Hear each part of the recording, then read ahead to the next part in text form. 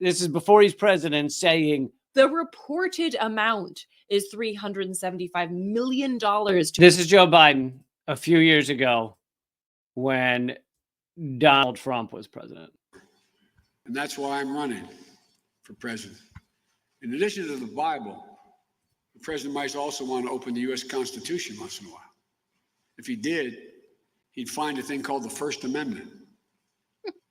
And what it says in the beginning, it says, the right of the people peaceably to assemble and to petition their government for redress of grievances. It's kind of an essential notion built into this country. Mr. President, that's America. That's America. No horses rising up on their hind legs to push back peaceful protests. What? Not using the American military to move against the... He's talking about the famous photos of police horses attacking protesters. That's also America, you mean? That also happened in America? Is that what you mean when he says that's not? So I think you're confusing things. He's chastising Trump for allowing cops to attack Black Lives Matter protesters. So you mean he's the Black saying Lives Matter that started under Obama? That started under Obama. Okay, just checking. So this is before he's president, saying we have freedom of speech. Basically, you should not let protesters get attacked by cops. Cool. And here he is saying that. And now here we are. To be fair, he doesn't remember this. He didn't remember what he was saying as he was saying it. No, I know. But that, But you see the hypocrisy. It's him going after Donald Trump for not allowing freedom of speech and freedom of assembly. And of course, all of this could be said identically about what right now is being done against these students on these school campuses. Just they're brutally attacked, etc. I wanted to play that and also say, isn't it amazing how right now, as we're having free Palestine protests, as we're having students stand up against a genocide, you see the breathtaking, just cowardice, spinelessness, hypocrisy, all of it, of both the liberals and the right wing, because neither of them are standing up for these students to protest. You have the liberals going, it's scary with the pro-terrorist students on the campuses, and then you have the far right wing, or even just the right wing, average Republicans, who are like, beat them up, arrest them. I don't give a shit, because it's not a gun rally. It's not right. It's not. Well, and actually, to your point, Lee, there's legislation that's moving its way through Congress. It passed the House and is now introduced in the Senate. And this is Senate Bill 1436 for those people who want to look this up. Basically, Congress is weighing in on a piece of legislation that targets U.S. nonprofits, with the immediate and explicit target being organizations involved in Palestine protesting.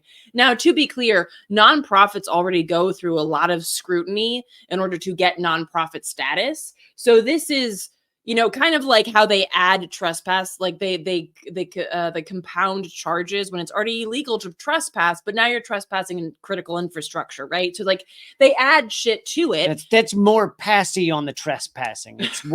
Right. So they add shit so that it is more egregious, and they're doing this right. This is the point of this legislation that's moving through Congress, and it's very clear. The chairman made it very explicit in the House Ways and Means Committee when he was marking it up and passing the bill last November, and basically saying that the committee has jurisdiction over the tax code and must address two related issues that have been laid bare in the aftermath of October 7th.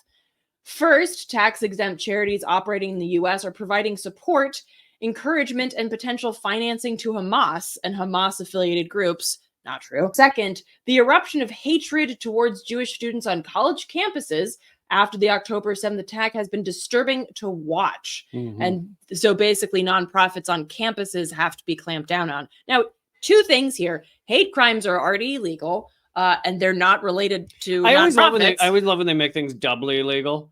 They're like, let's make it illegal to commit a crime while drunk. Well, you're committing a crime. Right. That's the illegal thing. You don't need to add it on. And then second thing is that, no, these nonprofits that are pro-Palestine are not Hamas affiliated, you idiots. Yeah. But so this is legislation that is legit going through Congress right now. And the whole goal, of course, is to ensure that organizations that are helping to organize against Zionism, against imperialism, and against colonialism, that they can't operate, because nonprofit status is really important for a lot of organizations just to be able to survive. I also wanted to share this. This is from the Associated Press. According to an education department database, about 100 U.S. colleges have reported gifts or contracts from Israel totaling $375 million. So let me guess, those over are the not past 2 decades. those are not being reined in.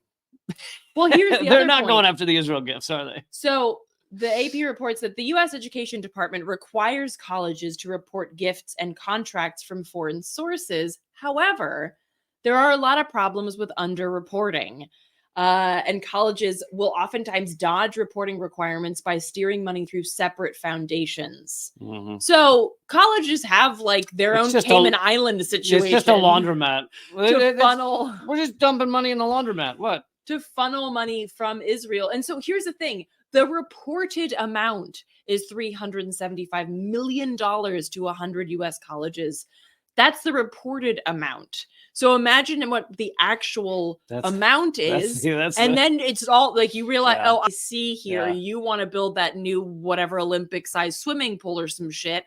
And so you are going to call in police to bash students with batons and tase them so that you can get your Olympic-sized swimming pool. It'd be nice if the cops were yelling what it is that the donations are going to go to as they beat the kids. Like, it's a new library. It's a new library. Where you won't have access. Where you won't have access. Yeah. We want to increase the board's salaries. Yeah. As they're beating them.